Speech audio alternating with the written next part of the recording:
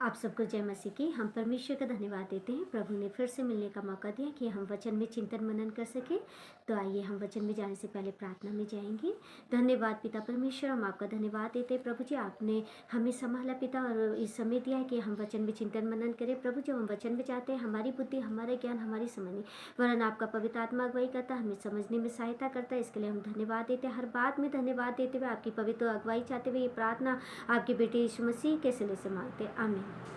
प्रियो, आज का हमारा टॉपिक है अपनी मर्जी से सेवा करना, और हम सीखेंगे यहोशू में, जहाँ 9:14 में इस प्रकार लिखा है, तब उन पुरुषों ने यहोवा से बिना सलाह लिए उनके भोजन में से कुछ ग्रहण किया। तब यहोशू ने उनसे मेल करके उनसे वाचा बांधी कि तुम को जीवित छोड़ेंगे, और मंडली के प्रधानों ने भी उनसे शपथ खाई। 16 में इस प्रकार लिखा है, उनके साथ वाचा बांधने के 3 दिन के बाद उनको यह समाचार मिला कि वह हमारे पड़ोस में रहने वाले लोग हैं और हमारे मध्य में बसे हैं। प्रभु इस वचन के पढ़े और सुने जाने में आशीष दे, आमीन। फिर हम वचन में देखते हैं कि यहाँ पे ये वचन हमें सिखाता है कि अपनी मर्जी से क्या करना, सेवा करने। कई बार हम भाई बहन लोग भी यही मिस्टेक कर देते हैं कि हम प्रभु से बिना पूछे कार्यों को करते हैं, प्रभु से बिना पूछे सेवा करते हैं, और परिणाम ये होता है कि हम कई बार हताश निराश हो जाते हैं, और हम लोग क्या हो जाते हैं, अपने कई लोग बैक स्लाइड तक हो जाते, क्योंकि यहाँ पे यहोशू था और मूसा के बाद परमेश्वर ने यहोशू को चुना कि वो क्या करे, कमांड संभाले, कहते इस्राएली जाति के, और कनान देश ले जाए, जो परमेश्वर ने आशीष का देश इस्राएली जाति के लिए रखा था। उस ब्लेसिंग को पाने के लिए परमेश्वर ने यहोशू को चुना। लेकिन यहाँ पे हम देखते हैं कि वो परमेश्वर की आज्ञा में चलने वाला था, लेकिन यहाँ पे हम देखते हैं जब गिबोन के निवासियों ने छल किया उसके साथ, और उन लोगों को वो छल किया और वहाँ पे राजदूतों का भेष बदल कर उसके सम्मुख आए, तो वो क्या नहीं हुआ, उन्हें पकड़ नहीं पाया, उन्हें जान नहीं पाया कि वो परमेश्वर के क्या कर रहे हैं, क्या वो छल लेकर आए। क्यों? क्योंकि वो परमेश्वर की आत्मा में होकर उसने प्रभु से बातें नहीं किया, ना परमेश्वर से पूछा, और उसने अपना निर्णय लिया कि हम लोग तुम्हें क्या नहीं करेंगे, उसके प्रधानों ने और उसने मिलकर कि हम तुम्हें कोई भी हानि नहीं पहुंचाएंगे। और जब उन्हें पता चलता है कि वो लोग क्या हैं, कि वो लोगों ने छल किया है, तो वो बड़े दुखित होते हैं इस बात से। लेकिन फिर यहाँ वचन बताता है कि जब हम परमेश्वर की सेवा के लिए जाए, जब परमेश्वर की हम सेवा को चुने, तो हमारे को सर्वप्रथम परमेश्वर से पूछना है कि प्रभु की इच्छा क्या है।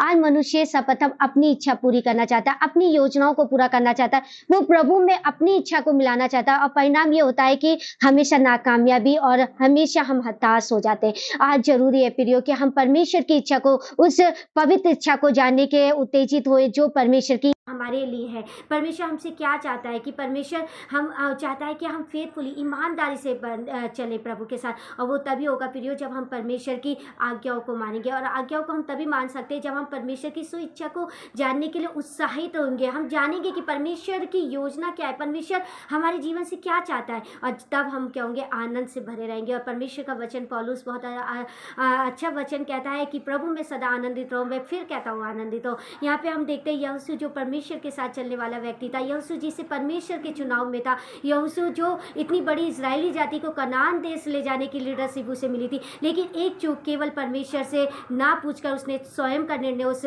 सेविका में, सेवा में चलाना चाहा, और परिणाम ये हुआ कि वो लोग क्या हो गए, वो हताश और निराश हो गए। आज जरूरी है कि हम इस चीज को जाने प्रियो कि हमें सेवा में किस तरीके से पढ़ना है। सर्वप्रथम हम परमेश्वर से पूछकर कार्य करने वाले हों, अपने विषयों को प्रार्थना में रखने वाले हों। जब हम अपने विषयों को प्रार्थना में रखते हैं तो परमेश्वर हमारे लिए क्या करता है, उत्तम मार्गों को निकालता है। जैसे वचन कहता है, तो अपनी समझ का सहारा न लेना, वरन संपूर्ण मन से यहोवा पर विश्वास करना, वो तेरे लिए सीधा मार्ग निकालेगा।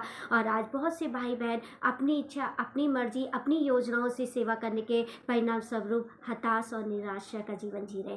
आज जरूरी है, अगर हम सेवा में जा रहे हैं, अगर हम चाहते हैं हम प्रभु सेवा करें, तो परमेश्वर से हम पहले पूछें परमेश्वर की योजना क्या है, परमेश्वर की इच्छा क्या है हमारे जीवन से, और तब परमेश्वर सर्वप्रथम हमारे सम्मुख उन इच्छाओं को रखेगा, उन कार्यों को रखेगा, और हम ईमानदारी से उन कार्यों को करें जो परमेश्वर हमारे हाथों में देता है। प्रभु इस वचन के पढ़े और सुने जाने में आशीष दे, आमीन।